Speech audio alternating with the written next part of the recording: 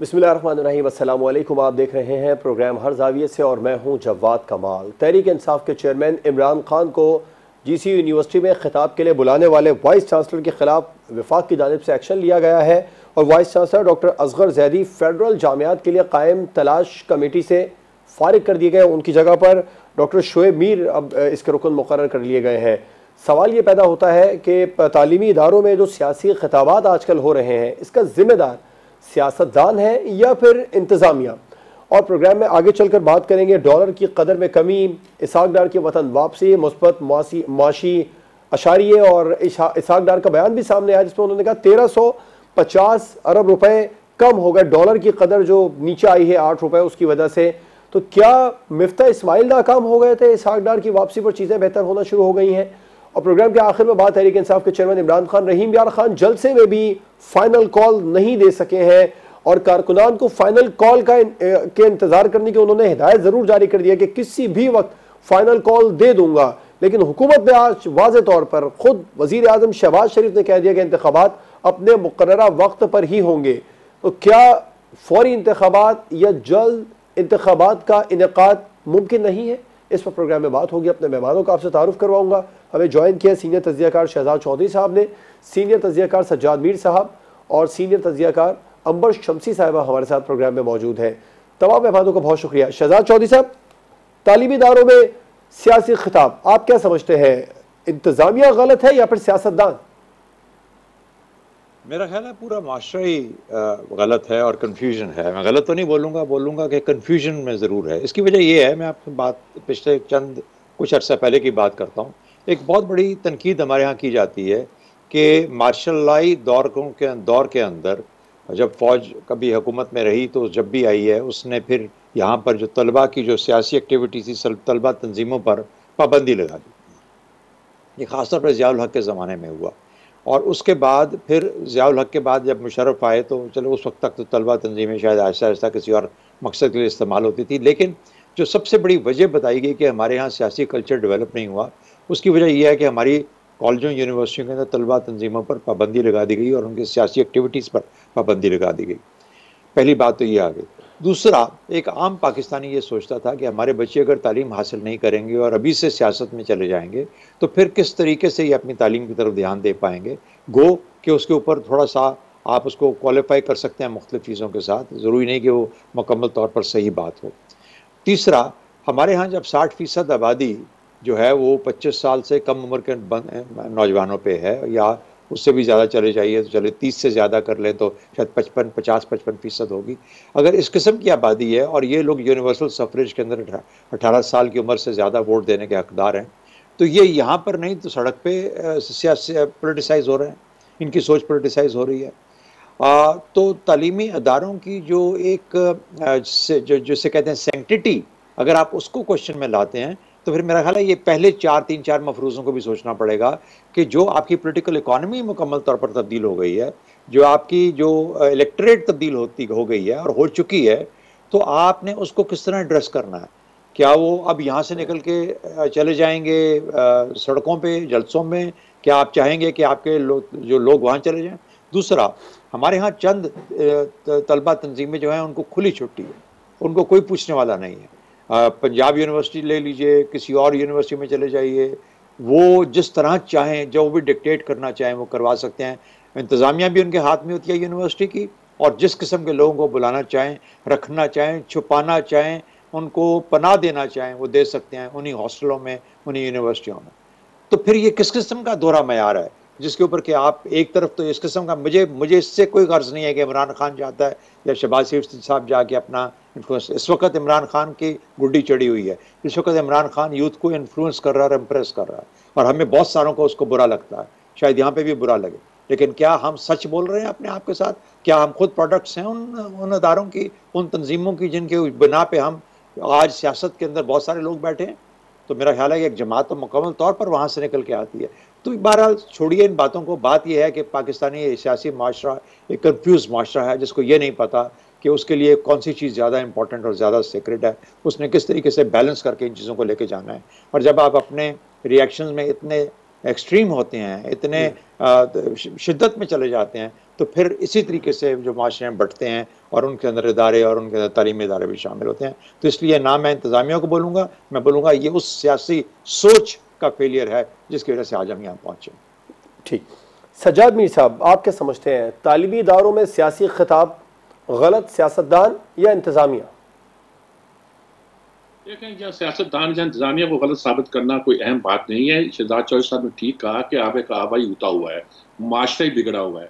हमने बहुत सी चीज़ों पर पाबंदियाँ लगाई, बहुत सी चीज़ों को मॉनिटर पाए, बहुत सी चीज़ों पर कंट्रोल नहीं कर पाए, मार्शल लॉ के दौर पर इल्ज़ाम लगाया, बहुत किया। मैं तो उस ज़माने की पैदावार हूँ जब ये यूनियन हुआ करती थी, इलेक्शन लड़े जाते थे और कोई हंगामा नहीं होता था कि जहांगीर बदर, ये हाफिज इदरीस, ये जावेद हाशमी, ये सारे जितने हफीज़ खान और पता नहीं क्या क्या लोग थे। भुट्टो साहब ने जब असेंबली में आना था तो गोया वो हफीज़ खान और जावेद हाशमी कह रहे थे मुझे यूनिवर्सिटी बुला लो। अच्छा, उस वक्त यूनिवर्सिटी बुलाकर सियासतदान अपने अपने हद में रहकर बात किया करते। अब इमरान खान की तो आदत है कि जहाँ जाएंगे एक ही तकरीर कर देंगे, वहाँ भी चोर चोर के नारे लगवा देंगे और इस पर खुश हो जाएंगे। आज शहबाज शरीफ ने प्रेस कॉन्फ्रेंस की है ना, उसने चोर चोर के नारों का कुछ प्रैक्टिकल जवाब दिया है। उन्होंने कहा अमरीका गए हो, इतने बड़े होटल में ठहरे फलां। उन्होंने कहा जब से मैं वजीर आला था और जब से अब मैं वजीर आजम हूँ, इस पूरे अरसे में 25 साल का जितने साल का भी अरसा है, मैं जब भी गैर मुल्की दौरे पे गया हूँ मैंने अपने पैसे खुद अदा किए। सरकारी दौरे पे गया हूँ, अपने पैसे खुद अदा किए। हम प्रोपेगेंडा करने के लिए तो अपने तालीमी इदारों को इनके सपुर्द कर देते हैं। जो वाइस चांसलर है जीसी यूनिवर्सिटी के जैदी साहब, वो वैसे तो मनंजा मनन समझदार आदमी, लेकिन उनमें से एक खराबी है, वो पीआर के आदमी, और पीआर में बहुत आगे चले जाते हैं और पीआर में इस बात की एहतियात करते हैं कि फ़ायदा जो है वो दूसरे को कम पहुंचे, अपने आप को ज़्यादा पहुंचे। उनके स्टाफ को भी, उनके स्टूडेंट्स को भी, बाहर के लोगों को भी, एकेडमिशियन को भी उनके इस रवैये पर इतराज़ रहा है, बार बार ये इतराज़। उन्होंने सोचा होगा कि इस वक्त अब पंजाब में इन्हीं की हुकूमत है, बुला लो भाई, ऐश हो जाएगी। मेरा ख्याल एक्सटेंशन का मसला भी आजकल लटका हुआ है। कई यूनिवर्सिटियों के वाइस चांसलर की एक कमेटी आपने बना दी हुई है जो सिलेक्ट करती है, सिलेक्ट कमेटी के बाद कुछ बात आगे बढ़ती है, वो सिलेक्ट कमेटी लटकी हुई है। वैसे उस सिलेक्ट कमेटी का कैलिबर क्या है, औकात क्या है, ये तो अलग सवाल है, और लेकिन वो लटकी हुई है। और बताते हैं, बहुत से लोग कहते हैं वाइस चांसलर के जब इंटरव्यू हो रहे होते हैं, उस्ताद और शागिर्दों के शागिर्द इकट्ठे बैठे होते हैं एक ही लाइन पर, और वो इंटरव्यू ले रही होती है, और जो पास करती है अब वो बात छोड़ दीजिएगा। ये जैगम जैदी साहब को, ये वाइस चांसलर थे, इन्होंने बुलाने से पहले एहतियात करनी चाहिए थी। लोग जब आते हैं, अब इमरान खान एक ज़माने में पंजाब यूनिवर्सिटी में चले गए थे, तो बड़े पॉपुलर हैं तलबा में, वो तलबा नहीं पकड़ के उनको हवाले कर दिया पुलिस के। मैंने कल भी शायद इसकी हवाला दे चुका हूँ। तो ये होता है कि हर यूनिवर्सिटी का अपना मजाज भी होता है। हर यूनिवर्सिटी के वाइस चांसलर, अब स्टेज पे बैठ गए आप, अगर तलबा यूनियन होती तो स्टेज पे स्टूडेंट बैठा होता, ठीक, उससे बात की जाती, तो यूनियन के अब वो आपस की जो बहस होती है वो की जाती। ठीक है, अब किया जा रहा है कि इंतजामिया ने कर दिया, और सियासतदान जाते हैं तो सियासी बातें करते हैं। तो मेरे ख्याल में इसमें, अच्छा, हमने गैर जो अदारे, निजी अदारे हैं, उनमें यूनियन की वैसे इजाजत नहीं है। वो वहाँ की जो तंजीमें हैं, तलबा तंजीमें, उनको इजाजत नहीं है, वो जाली नामों के साथ काम करती हैं। जी, आपने कह दिया कि जिम्मे तलबा जो है यूनिवर्सिटी में नहीं आएगी, उन्होंने पता नहीं लीडर्स क्या ग्रुप के नाम से के साथ तंजीम कायम कर दी। तो ये सारे हम जो मुस्लिम काम करते हैं, ये कोई दुरुस्त तरीका नहीं हुआ करता। इमरान खान का वहाँ जाना और वहाँ बहुत सी बातें करना ज़ाहिर है कि इतराज़ का बायस बनेगा। नौजवानों में उसकी पजीराई है, उसको मिलनी चाहिए, लेकिन ये पजीराई सियासत के मैदान में होनी चाहिए। जी, आप गलियों में निकल कर सियासत करना चाहते हैं, पार्लियामेंट जाना चाहते हैं, लेकिन नौजवानों को विन ओवर करने के लिए आप यूनिवर्सिटियों में जाएंगे। ठीक है, वहाँ आप नहीं कहते कि आ जाओ भाई लिबर्टी पे मैं मुजाहरा कर रहा हूँ, वहीं आके मेरी तकरीर सुन लेना, कुछ तकरीर वो भी कर ले। बिल्कुल ठीक है। ये सारी जो ये मसाइल पैदा कर रही हैं और हम शायद इसको काबू नहीं कर पा रहे। अगर यही सूरत रही तो मुल्क की सूरत हाल और बदल सकती है। ठीक, अमर साहब, आप क्या समझती हैं, जो तालीमी इदारों में सियासी खिताब गलत इंतजामिया या फिर सियासतदान? देखिए, सवाल आपका ऐसा है कि हमें जिम्मेदारी किसी की लगानी है, यानी कि तयन करना है कि कौन सी किसकी जिम्मेदारी है, जिसका मतलब है आप समझ रहे हैं कि ये शायद जुर्म है या गलत बात है। जो मैं नहीं समझती, मैं समझती हूँ कि ख़ास तौर पर यूनिवर्सिटीज़ और कॉलेजेस में इस किस्म की जो सियासी बहस, डिबेट, सियासतदानों के साथ जो इंटरेक्शन है, ज़रूर होना चाहिए। मसला ये है कि शायद ये नहीं कि इस वक्त इमरान खान न्यूज़ पे पॉपुलर है या नहीं है, मसला ये कि किस तरीके से किया गया है। और इसमें ज़ाहिर ज़िम्मेदारी जो है उन तालीमी इदारों की बनती है जो कुछ लोगों पर पाबंदी आयद करते हैं, जिसमें मैं कहूँगी क्या जीसी ने मोहसिन दावड़ को आने दिया, बात करने दी तुलबा के साथ, क्या जो लेफ़्ट के जो टीचर्स हैं, हमारे लिए जान एक मिसाल है, क्या उनको इजाज़त दी गई बात करने की, ऑर्गेनाइज़ करने की? तो इसका जवाब ज़ाहिर है ना ही हुआ ना। तो ज़ाहिर है एक ख़ास खिताब जो है वो उसकी इजाज़त है, वो हलाल है। दूसरी जो पॉइंट्स ऑफ व्यू हैं, दूसरे जो सियासतदान हैं, उनका आना हराम है। यही कहने का मतलब। तो मैं कहूँगी ज़िम्मेदारी ज़ाहिर है इंतज़ामिया की ही है। और आप देखें कि जो बड़ी-बड़ी यूनिवर्सिटीज़ होती हैं, Oxford university is a big example, जो डिबेट होती है, वो पॉलिटिकल इश्यूज़ पर 2 पॉइंट्स ऑफ व्यू बुलाते हैं, या कि एक मॉडरेटेड सेशन होता है और जो स्टूडेंट्स होते हैं वो सख्त सवाल करते हैं। ये तरीका होता है क्रिटिकल थिंकिंग का, सियासत और शऊर उजागर करने का, उसकी समझ पैदा करने का।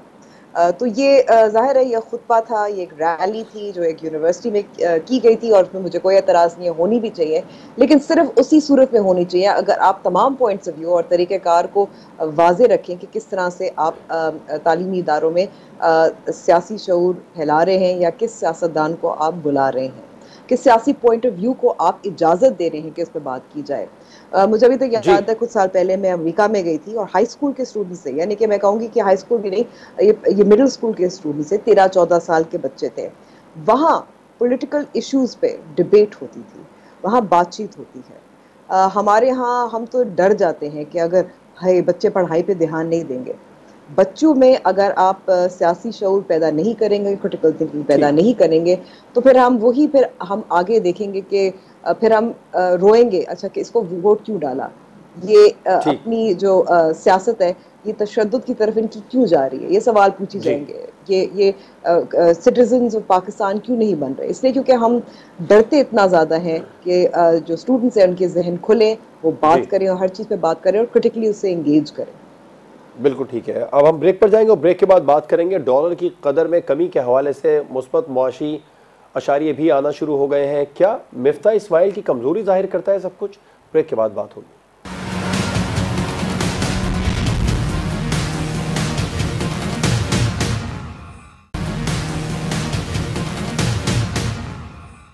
Welcome back. डॉलर की कदर में कमी हुई है, मुस्बत मुआशी अशारिये भी आना शुरू हो गए हैं। क्या ये सब मिफ्ता इस्माइल की कमजोरी जाहिर करते हैं सजाद मीर साहब? नहीं, मेरा ख्याल है ऐसा नहीं है। मिफ्ता इस्माइल को हमने बहुत मुश्किल हालात में इस्तेमाल किया। अब जब हम ये कहें कि अब हम सारा बोझ जो है मिफ्ता इस्माइल पर डालना चाहते हैं तो ये मुनासिब नहीं होगा। इस पर कैबिनेट शामिल थी, वो कहते थे कि मेरे हर फैसले में शहबाज शरीफ शामिल है। ये ठीक बात है कि मिफ्ता इस्माइल जो थे टेक्निकल आदमी तो थे, टेक्नोक्रेट तो थे, लेकिन वो पॉलिटिशियन नहीं थे। वो कहते थे ये मसला हम डिफॉल्ट होने जा रहे हैं। सियासत में ये होता है कि आमतौर पर जिसको मईशत, वो सियासत जो मईशत में इस्तेमाल की जाती है उसमें आप अपनी कमज़ोरी को कम ज़ाहिर करते हैं। हमारी कमज़ोरी इतने वसी हो चुकी थी कि मुफ्ता इस्माइल उसको छुपा नहीं पाए, और ज़ाहिर है कि नहीं छुपा, कोई भी ना छुपा पाता। रिजल्ट ये है कि हमने बहुत सी ऐसी डील की जो हमारे गले पड़ी। हाँ, ये बात दुरुस्त है कि जब इसाक डार साहब के बाद मुफ्ता इस्माइल ने चार संभाला और डॉलर की कदर में थोड़ी सी कमी की, ज़्यादा नहीं, मुस्लिम लीग के ज़माने में थोड़ी सी कमी हुई थी, तो इसाक डार ने कहा था कि अगर मेरी पॉलिसियों पे अमल जारी रखा जाता तो हम कभी IMF के पास न जाते। अब उस पॉलिसियों से इनहराफ किया जा रहा है, मतलब ये है कि हम IMF के पास जा रहे हैं। उसके बाद इंटरिम गवर्नमेंट आई, शमशाद अख्तर आई, जो ज़ाहिर है कि IMF की ही बंदी थी। नतीजा ये निकला कि डॉलर की कीमत में और कमी हुई। बार बार हमारे बहुत से मुर्शिदान ये कहते रहे कि हम IMF में जाने की तैयारियां कर रहे हैं। डार साहब का एक पॉइंट ऑफ व्यू डिफरेंट है।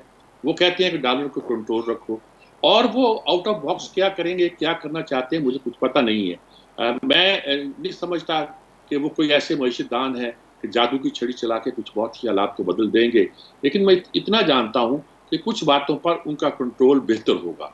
हमारे बैंकों पर, हमारे स्टेट बैंक को आपने आज़ाद कर दिया है, लेकिन हुकूमत जो है फिर भी बहुत कुछ कर सकती है, और बहुत कुछ कर सकती है। डॉलर को जिस तरह एक तरह से बिल्कुल IMF का नाम लेकर, स्टेट बैंक का नाम लेकर और कुछ कहकर खुला छोड़ा हुआ था। हो सकता है वो काबू में आ जाए, वो काबू में आ जाए तो हो सकता है कि महंगाई कम हो सकता है इंटरनेशनल मार्केट में कुछ अब महंगाई का कमी की एक शक्ल बनती नजर आती है, उसके असरात हमारी मैशत पर पड़े और क्रेडिट डार साहब को जाना चाहिए, कोई हर्ज नहीं है। लेकिन मुफ्ताह इस्माइल को ये कहना कि उसने गोया वो कोई असद उमर थे इस हुकूमत की, ऐसी बात नहीं है। उन्होंने बड़ी मुश्किल हालात में मुल्क की मैशत को निकाला, देखे गए। बुनियादी तौर पर वो सियासतदान नहीं थे और अब उनको 6 महीने भी हो गए थे, उनको चेंज भी होना था। ये तो इलेक्शन लड़ना पड़ता है, इलेक्शन एक उन्होंने वहाँ लड़ा था, वो जीत नहीं सके बदकिस्मती से, पहले की बात है। और उसके बाद वो सेनेटर को बनाए जा सकते थे किस तरीके के साथ, लेकिन गालिबन ये हुकूमत किसी किस्म का रिस्क लेने को तैयार नहीं है। और डार साहब वैसे भी हमारी इसकी मुस्लिम लीग हुकूमत के चहेते वजीर खजाना है। एक ज़माने में सरताज अजीज हुआ करते थे, उसके बाद डार साहब हुए और एक लंबे अरसे से डार साहब भी चले आ रहे थे। इसका मतलब ये है कि जो लोग जो इस्लामिक एक्सपर्ट उनके पास हैं उसमें डार साहब अब नंबर 1 पर है। वो आए हैं, वो कुछ करना चाहते हैं, अल्लाह करे कुछ कर पाएँ, कुछ महंगाई कम हो, कुछ बैनुल-अक़वामी असरात की कमी पैदा हो।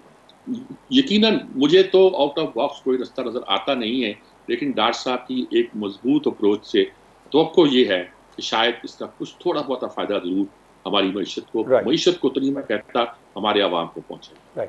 अंबर साहिबा, आप क्या समझती हैं, ये जो मुस्बत अशारी आना शुरू हो गए हैं, इसहाक डार साहब के हलफ उठाने से पहले ही शुरू हो गए थे, डॉलर की कदर में भी कमी हो गई है, तो क्या मिफ्ता इस्माइल की कमज़ोरी ज़ाहिर हो गई?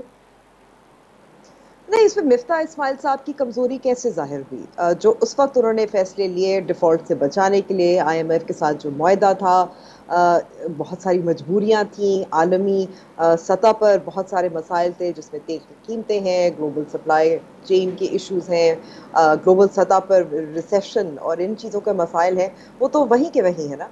मिफ्ता इस्माइल साहब के भी हाथ बंधे हुए थे। मैं ये ज़रूर कहूँगी और मैं इत्तेफाक करती हूँ मीर साहब से कि मिफ्ता साहब टेक्नोक्रेट हैं, उनका हल्का नहीं है। वो इलेक्शन हारे भी हैं और उनके ज़ाहिर करीबी ताल्लुकात भी हैं ख़ास तबक़ात के साथ, जिसमें इंडस्ट्रियलिस्ट, बिजनेसमैन, वो कराची में ज़ाहिर है वो ख़ुद भी उनके ताल्लुकात भी हैं, जानते भी हैं।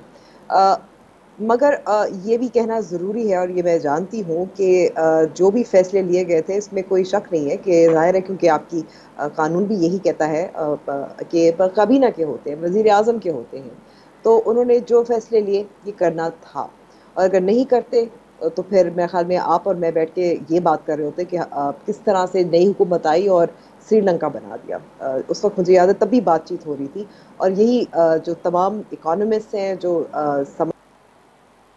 को पता था कि ये होना है और ये आपको तकलीफ सबको उठानी पड़ेगी।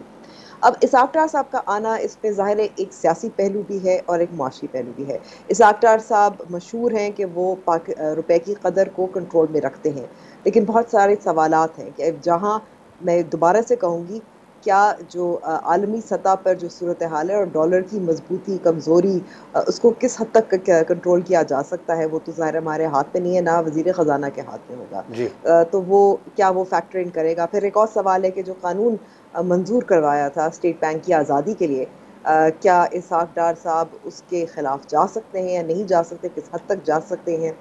फिर ज़ाहिर है जहाँ तक महंगाई की बात है और अगर आपको अच्छे मुस्बत असरात नज़र आने शुरू हुए हैं, ये तो कंटिन्यूएशन है ना पिछले वज़ीर ख़जाना की, और आगे हम ये भी देख रहे हैं कि जो मौजूदा हुकूमत है और इसमें जो आपके मल्टीलैटरल इंस्टीट्यूशंस हैं जिसमें वर्ल्ड बैंक भी शामिल है, उनको समझ आ रही है, जिसमें IMF भी शामिल हो सकता है, उनको समझ में आ रही है कि सैलाब की जो सूरत हाल पैदा हुई है उसके लिए पाकिस्तान, उसकी वजह से पाकिस्तान में बहुत मुश्किलात हैं और क्लाइमेट चेंज की वजह से और सैलाब की वजह से और ज़ाहिर है जो हालात हैं पाकिस्तान और स्पेशली साउथ के, क्या कर्ज़े को हम इसको रिस्ट्रक्चर कर सकते हैं, डेट को रिस्ट्रक्चर कर सकते हैं, कुछ रिलैक्सेशन जा सकते हैं। तो ये जो एक होमवर्क पिछला हो चुका है वही मेरे ख्याल में कंटिन्यू करेगा। इसहाक डार साहब अब उनकी साख भी दाव पे है और इस वक्त पाकिस्तान मुस्लिम नवाज़ की साख भी दाव पे है, और ये अब मैं कहूँगी कि ये अब सियासी मामलात हैं। ठीक, इसमें इसहाक डार साहब ने जो डिलीवर करना है, महंगाई को कम करना है और डॉलर की रुपए की कदर जो है उसको मुस्तहकम रखना है। और उसके लिए पाकिस्तान मुस्लिम नवाज को फ़ायदा होगा सियासी तौर पर, जो नुकसानात उठाते रहे हैं, जो हमने देखे हैं इलेक्शंस में, बाई इलेक्शंस में। So it's a tough task. देखते हैं कि अब तीसरी बार इसहाक डार साहब जादू की छड़ी चला पाएंगे या नहीं चला पाएंगे, क्योंकि जो 1998 और 2013 में जो सूरत हाल थी वो अब नहीं है। बिल्कुल और उसकी जुहाद है जो मैंने कुछ बयान कर चुकी हूँ। ठीक, शहजाद चौधरी साहब, आप भी यही समझते हैं, जो डॉलर की कदर में कमी हुई, मुस्बत मुआशी अशारिया आना शुरू हुए, इसहाक डार साहब की वापसी हुई, तो क्या ये सब मिफ्ता इस्माइल की कमज़ोरी को जाहिर करता है? नहीं, मैं नहीं समझता कि मिफ्ता इस्माइल की कोई कमज़ोरी थी। मेरे ख्याल में वो इकोनॉमी को मैक्रो इकोनॉमिक्स के हिसाब से बहुत बेहतर समझते हैं, और डार साहब का जो फोटे है वो इंटरनल डोमेस्टिक इकोनॉमिक लेवर्स जो हैं, जो उनके एलिमेंट्स होते हैं, उनको मैनिपुलेट करने के अंदर माहिर हैं। वो इंटरनल इकोनॉमी को मैनिपुलेशन करते हैं। मिफ्ता इस्माइल साहब अपनी इकोनॉमी को ग्लोबल और जो मैक्रो इकोनॉमिक इंडिकेटर्स हैं उनके हिसाब से लेके चल रहे थे, जो ग्लोबल एनवायरनमेंट के हिसाब से लेके चल रहे थे। उनको पता था कि क्या हो क्या रहा है दुनिया में, और क्या मुमकिन है और क्या मुमकिन नहीं है।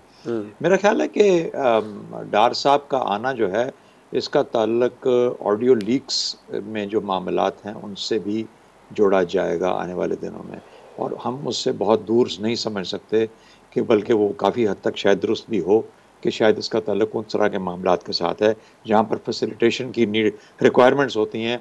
मिफ्ता साहब जैसा टेक्नोक्रेट आदमी, या वो आदमी जो कि बहुत ऑनेस्ट और फेयर आदमी था, उसने कहा कि इसके अंदर मैं खुद से कुछ नहीं कर पाऊँगा, इसको कैबिनेट के अंदर जाना चाहिए। बहरहाल ये वो चीज़ें हैं जो कि आने वाले दिनों में पाकिस्तान के सियासी कल्चर में बहुत ज़्यादा इम्पैक्ट लेके आएंगी ये चीज़ें। लेकिन डार साहब क्या कर सकते हैं?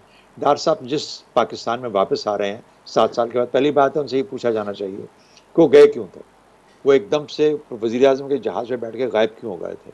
बहरहाल वो जो भी वजह बनी वो भी सियासी वजूहात थी, लेकिन उससे निकल के जब आप वापस भी आए हैं तो ये पाकिस्तान मुख्तलिफ पाकिस्तान है। पोलिटिकली ये एक मुख्तलिफ इस वक्त क्या कहते हैं कि इंतशार का शिकार है, इस वक्त एक टर्मोइल का शिकार है। तो इस तरह के माहौल के अंदर किसी इकॉनमी को चलाना एक तो बहुत बड़ा जुए शीर लाना इम्पॉसिबिलिटी है। दूसरा, हम बहुत क्रेडिट करते हैं IMF के सिलसिले में और एक एक्सटर्नल नैरेटिव के सिलसिले में कि डार साहब एक्सटर्नल नैरेटर नहीं है, ये बुक कीपर हैं, और बुक कीपर के पॉइंट ऑफ व्यू से इकॉनमी को बनाने की कोशिश करते हैं।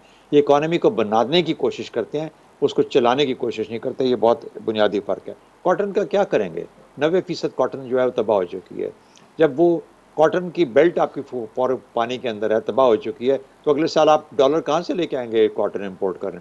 कॉटन नहीं आएगा तो आपकी प्रोडक्शन कैसे होगी? प्रोडक्शन नहीं होगी तो डॉलर वैसे कहाँ से जेन्युइनली आपके पास आएंगे? सिवाय उधार और कर्ज लेने के कोई और इनके पास जरिया नहीं। तो इसलिए मेरे ख्याल में डार साहब जिस दुनिया में वापस आए हैं, चाहे सप्लाई चेन के मसाइल हैं या उस वक्त कमोडिटीज़ के मसाइल हैं या जिस तरह के भी मसाइल हैं, वो इस तरह के मसाइल हैं जिसके अंदर के डार साहब के लिए इंटरनेशनल सिनारियो के अंदर पाकिस्तानी इकोनॉमी को सिचुएट करना, उसको लेके चलना एक इम्पॉसिबिलिटी है। मेरा ख्याल है एक पॉइंट मैं ज़रूर कहना चाहूँगा, ऐड करना चाहता हूँ। अंबर शमसी साहिबा ने बताया क्रिटिकल थिंकिंग का। मेरा ख्याल है हमें हर मामले के अंदर क्रिटिकल थिंकिंग को लेके आना चाहिए। मैं पूरी उनकी बात से एग्री करता हूँ मुकम्मल तौर पर। वो हम सियासी बात लिहाज से बात कर रहे थे, तालीम इदारों की बात कर रहे थे, लेकिन जब भी हम बात करें किसी भी मौजू के ऊपर तो हमें इसको अपनी सोच के अंदर लाना चाहिए, और तो हमें मुकम्मल प्रोज एंड कॉन्स देख के और दोनों तरफ फेयर होकर बात करनी चाहिए। मेरा अपना ख्याल ये है कि मिफ्ता ने मुश्किल हालात में पाकिस्तानी इकॉनमी को बहुत अच्छा सहारा दिया। ये उनकी इंटरनल सियासत है PMLN की कि आज अनफॉर्चुनेटली बदकिस्मती से वो एक वज़ीर ख़जाना नहीं। बिल्कुल ठीक है, ब्रेक पर जाएंगे, ब्रेक के बाद बात करेंगे। इमरान खान साहब अभी एहतजाज की कॉल नहीं दे सके हैं। फाइनल एहतजाज की कॉल हुकूमत ने बिल्कुल वाज़ेह कर दिया कि इंतखाबात अपने वक्त पर ही होंगे। क्या फौरी इंतखाबात का इनेकाद मुमकिन नहीं है? इस पर बात होगी एक ब्रेक के बाद।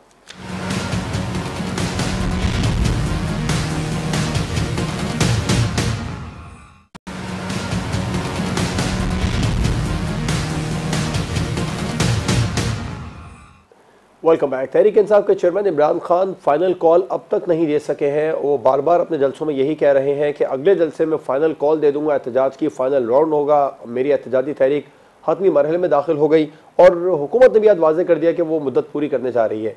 तो क्या फौरी इंतखाबात का इनेकाद मुमकिन नहीं है अंबर शमसी साहिबा? देखिए, अगर हम ये समझें कि जो फौरी इंतखाबात का मुतालबा था उसका मकसद क्या था, उसका मकसद ये था इमरान खान साहब के ज़ाविये से अगर हम देखें, इमरान खान साहब ज़ाहिर उनकी जो पॉपुलैरिटी, मकबूलियत, उसका हमने एक इशारा जो देखा था, वो पंजाब में था, उनको पंजाब की हुकूमत वापस भी मिल गई, उसको कैश इन करना है। ज़ाहिर है जब उनकी हुकूमत गई थी फौरी तौर पर तो पीडीएम या कोalition गवर्नमेंट को फ़ायदा होना था, लेकिन अब वक्त चला गया है, अब इमरान खान साहब को फ़ायदा होगा। दूसरा, और इमरान खान साहब वाज़े तौर पर कह चुके हैं, उनका यही मानना है, वो समझते हैं कि इख्तियार आर्मी चीफ की तैनाती का उनके हाथ में होना चाहिए, उनके पास होना चाहिए, ना शहबाज शरीफ ना जरदारी साहब के पास होना चाहिए। तो अगर उस तरह इस नज़रिए से देखें तो आर्मी चीफ की तैनाती के लिए अगर हम देखें कि अब अक्टूबर आ गया है, 90 दिन का इलेक्शन होता है, वो शायद वक्त अब बहुत तेज़ी से गुजर चुका है। इमरान खान साहब को भी शायद कुछ एहसास है। मकबूलियत हाँ उनकी अभी तक मौजूद है और वो अभी तक कर रहे हैं, और जलसे जुलूस और वो अपनी कैंपेनिंग कर रहे हैं, लेकिन अब इसमें एक और मसला पैदा हो गया है कि सैलाब की वजह से भी आपको नज़र आता है कि एक फटीग है, इंतखाबात मुश्किल से होंगे उन इलाकों में जहाँ पानी अभी तक खड़ा है, जहाँ लोगों को इस वक्त ज़्यादा परेशानी है कि उनका अगला मील कहाँ से आएगा। So you know 1/3 of Pakistan is submerge, ज़ेर आब है, 1/3 पाकिस्तान का जो रकबा है उसमें पानी है, परेशानी है, और इस वक्त इंतखाबात की इतनी फ़िक्र भी नहीं है। मैं कहूँगी कि इस वक्त उनकी ज़रूरियात कुछ और हैं, और मुख्तलिफ जो रिपोर्टर्स बात कर चुके हैं वो इस बात की तस्दीक भी करते हैं। सो मैं कहूँगी कि वो पानी अब मेरे ख्याल में फ़ौरन इंतखाबात का सर से गुजर चुका है इमरान खान साहब के लिए, और उनको भी कुछ एहसास है, उनके बयानात से लगता है। जो उन्होंने कोशिशें की थी, जो स्ट्रैटेजीज़ थी, जो कुछ कामयाब हुई, ज़ाहिर है एक इंटेंस कैंपेनिंग और वो सब अभी तक चल रहा है, लेकिन ये जो पसे पर्दा जो नेगोशिएशंस और बातचीत चल रही थी, ऐसा ज़ाहिर होता है कि वो शायद उस सिम्स नहीं गई जो वो समझ रहे थे, तो वो प्रेशर ऑन रखना चाह रहे हैं, वो लास्ट कार्ड इस्तेमाल करना चाहिए। पिछली बार जो उन्होंने मार्च किया था वो उसके मकसद उनको हासिल नहीं हुआ। तो अगर जल्द इंतखाबात से हमारी मुराद ये है कि आर्मी चीफ के तैनाती के बाद है, तो वो हम मार्च हम देख सकते हैं, वो जल्दी कब्ल अज़ वक्त कह सकते हैं। लेकिन ये हुकूमत अभी नज़र आ रहा है कि चाहे सफारती सतह पे हो, फाइनेंस मिनिस्टर अभी दोबारा से इसहाक डार हैं, और वो चाहते हैं कि जो इनकी पॉलिटिकल कॉस्ट पे की थी मुश्किल फैसले करने की, वो रिगेन हो, तो वो तो रेजिस्ट करेंगे। और वो ये भी नज़र आता है कि अगरचे नवाज शरीफ की वापसी ज़ाहिर इसहाक डार साहब की वजह से हमें नज़र आएगा कि क्या हवा किस तरफ है, लेकिन ठीक नवाज शरीफ साहब ने भी अपने आप को ज़ाहिर है एक एक्सेप्टेबल उनका फेस ऑफ PMLN है for the establishment as well. So ये मुख्तलिफ चीज़ें हैं, इस वक्त पुश एंड पुल चल रही है। लॉन्ग मार्च कब होगा, उसका क्या असर होगा, अभी तक तो हमने किसी लॉन्ग मार्च को हुकूमत बदलते हुए या अपनी मनमानी करते हुए देखा नहीं। और आखिरी बात मैं कहूँगी कि इससे कबल जो इमरान जी, चले मैं रुक जाती हूँ। जी कह दीजिए, मुख्तसर कीजिएगा। मैं कहूँगी कि इससे कबल जब इमरान खान साहब ने इस साल के अलावा जो लॉन्ग मार्चेस, धरने, एहतजाज किया था 2022 से कबल, वो एस्टैब्लिशमेंट कुछ हलकों की सपोर्ट से थे। वो सपोर्ट ऐसा नहीं नज़र आ रहा कि उस सतह पर मुयसर है। तो देखते हैं कि वो कब कॉल करते हैं और उससे क्या फ़ायदा मज़ीद उनको हासिल होता है या नहीं होता। शहजाद चौधरी साहब, इमरान खान साहब ने अब तक एहतजाज की कॉल नहीं दी है, वो इंतज़ार करने का ज़रूर कह रहे हैं कि अपने लोगों को कि मेरी कॉल का इंतज़ार करें। दूसरा, हुकूमत ने बिल्कुल वाज़ेह कर दिया कि इलेक्शन अपनी मुद्दत पर ही होंगे। फौरी इंतखाबात के इनेकाद का चांस ख़त्म हो गया। देखिए, हमें फौरी और जल्दी इंतखाबात में फ़र्क करना पड़ेगा। फौरी इंतखाबात नहीं हो सकते, मेरी नज़र में भी बिल्कुल नहीं हो सकते। ज़ाहिर है उसकी वजूहात बड़ी डिटेल में अंबर ने आपसे शेयर की, बताई, मैं एग्री करता हूँ उन तमाम चीज़ों से। जल्दी इंतखाबात को हावेवर मैं रूल आउट नहीं करता। दैट मीन्स कि ये ज़रूरी नहीं कि हम अगले साल अक्टूबर तक जाएंगे इंतखाबात होने के लिए। मेरा ख्याल है कि उससे पहले हो जाएंगे, और उसके लिए भी नवंबर जो अगला महीना आ रहा है, या बल्कि अगले महीने के बाद नवंबर के माह के अंदर ही जो तब्दीली होगी उसका एक असर क्वाइट पॉसिबल, मुमकिन है कि जल्दी इंतखाबात की शक्ल में आए। वो कब आता है, अप्रैल में आएगा, मई में आएगा, अपने माहौल के हिसाब से आएगा, मेरे ख्याल में उसके ऊपर डिपेंडेंट है। इमरान खान की मर्ज़ी जो फौरी इंतखाबात की थी वो भी एक तरफ रख दीजिए, जो हुकूमत चाहती है अक्टूबर तक चली जाए वो भी एक तरफ रख दीजिए। ना इमरान खान डिटर्मिन करेंगे, ना हुकूमत डिटर्मिन करेगी। पाकिस्तान कब इंतखाबात झील सकता है, करा सकता है, और उसकी ज़रूरत है पाकिस्तान की इंतखाबात, वो डिटर्मिन करेगा कि इंतखाबात कब होंगे। तो अब ना इमरान करेगा ना कोई और करेगा, बल्कि पाकिस्तान करेगा कि इंतखाबात कब होने चाहिए। और मेरा अपना ख्याल ये है कि इसका फ़ैसला दिसंबर के महीने तक, दिसंबर तक हमें एक वाज़ेह शक्ल में नज़र आ जाना चाहिए। दूसरी बात कि इमरान खान की मकबूलियत तो बहुत बढ़ती जा रही है, बढ़ चुकी है और बढ़ती जा रही है, और PMLN एक कॉस्ट पे कर रही है वहाँ पे हुकूमत में होने की। ये याद रखिए, पॉलिटिकल कॉस्ट पे कर रही है आज भी। यार आ जाए, फलाना आ जाए, वो आ जाए, लेकिन एक तो ये क्या वजह है कि पॉलिटिकल कॉस्ट पे करने को तैयार हैं और इसको लंबा खींचने पे तैयार हैं? जितनी देर हुकूमत में रहेंगे पॉलिटिकल कॉस्ट कीमत कितने अदा करेंगे। क्या वजह है? वजह बड़ी वाज़ेह है। डार साहब आ गए हैं, नवाज शरीफ साहब का इंतज़ार है। नवाज शरीफ साहब भी आ गए अगर मुल्क के अंदर, और इसी तरीके से आसानी के साथ आ गए जिस तरह डार साहब आए हैं, तो फिर इंतखाबात बहुत जल्दी हो सकते हैं। ये भी ख्याल रखिएगा। तो ये चीज़ें हैं जो कि डिटर्मिन करेंगी। मेरा ख्याल है इसमें इमरान खान का कहना या किसी और का सोचना शायद इतना बड़ा फैक्टर नहीं है। सज्जाद मीर साहब, आप भी समझते हैं इलेक्शन अपने वक्त पर ही होंगे, फौरी इलेक्शन नहीं हो सकते? इमरान खान साहब की जो कॉल है वो भी ताख़ीर का शिकार होती जा रही है। शहजाद चौधरी साहब ने अच्छा फ़र्क किया फौरी जल्दी में, और मेरे ख्याल में फौरी इलेक्शन तो का किस्सा तो ख़त्म हो गया है। वो जो नवंबर वाली कहानी थी वो ख़त्म हो गई है। वो जो समरी भेजना चाहते थे वो उसका वक्त निकल गया है, और अब तो कहते हैं कि इसी को एक्सटेंशन दे दें आप। गोया वो चाहते ये हैं कि इंतखाबात जब हों तो जो आर्मी चीफ हो वो हमारे तरफ से सिंपैथेटिक हो। असल बात में ये है कि आज तक की दुरुस्त कहा गया कि जो धरने दिए गए, जो मारूल मार्च की गई, जो कुछ भी किया इमरान ने, वो एस्टेब्लिशमेंट से मिल के किया। एस्टेब्लिशमेंट के इशारे पे नहीं, एस्टेब्लिशमेंट से मिल के किया। और अब ऐसी सूरत हाल है कि वो एस्टेब्लिशमेंट से लड़ाई ले रहे हैं। एस्टेब्लिशमेंट इतनी अहमक तो नहीं है, खुदा ना करे, हमारे पाकिस्तान की, तो उसको यही समझ नहीं आ रही कि इमरान चीज़ क्या है, इमरान चाहता क्या है। वो अगर अंदरूने खाना कुछ कहेगा, बाहर कुछ कहेगा, वो उसकी बात मान लेंगे। हाँ, मकबूलियत की बात मानी जा सकती है कि वो कहेंगे भी ये आदमी मकबूल हो गया है, इसको इलेक्शन में जाने दो और इसकी बात सुन लो। लेकिन ऐसा भी नहीं हुआ करता। मैंने इसकी मिसालें पहले के बाद किसी कौम ने भी, पूरी दुनिया ने किसी हिटलर को बर्दाश्त नहीं किया। मैं आगे उसकी वजाहत नहीं करना चाहता, लेकिन जब एक्सट्रीम राइट, ये भी दोहरा रहा हूँ बात को, मगरब में आ रहा था ट्रंप के बाद, तो उसको उन्होंने डेमोक्रेटिक फोर्सेस से ख़त्म किया। इमरान के लिए फाइनल कार्ड देना एक डेथ नेल है। ये गोया एक सुसाइडल अटेम्प्ट है। उसको मालूम है कि अब आसानी के साथ उसकी ये जो काल है वो कामयाब नहीं होने दी जाएगी, और जब काल कामयाब नहीं होगी तो उसका नतीजा क्या निकलेगा? इमरान कहाँ खड़ा होगा? लोग ठीक है, लोग चाहते होंगे, कैसे चाहते हैं कैसे नहीं चाहते ये भी मालूम है। मैं इसको कैसे नापूं कि 4 महीने 5 महीने पहले कोई शख्स इमरान का टिकट लेने को तैयार नहीं था और आज इमरान ही हो रही है। तो क्या मैं कुछ आने वाले वक्त का इंतजार करूं, या मैं इमरान ज़्यादा एक्सपोज हो जाए, या मैं बेस्ट वक्त जब इमरान को मिला है उसको दोबारा जीतने दूं? क्या सूरत करूं? फिर वो मुझे मीर जाफर कहता रहे, फिर मुझे कहता रहे शेरों की फौज का लीडर जो है गीदड़ है। जो सारी बातें हैं ये सारे सबके सामने हैं। हमें इंतजार करना चाहिए, वो वक्त गुजर चुका है। हो सकता है जल्दी इलेक्शन हो जाए, लेकिन मुझे इलेक्शन जल्दी होते भी दिखाई नहीं देते। लगता है कि वक्त पर ही होंगे, इसलिए ये कुछ कंट्रीब्यूट कर सकें। बिल्कुल ठीक है। सज्जाद मीर साहब, अंबर शमसी साहिबा, शहजाद चौधरी साहब प्रोग्राम में हमारे साथ मौजूद थे। तमाम मेहमानों का बहुत शुक्रिया। प्रोग्राम आपने देखा नाज़रीन, आपसे मुलाकात होगी इंशाअल्लाह कल। इजाज़त दीजिए, अल्लाह हाफ़िज़।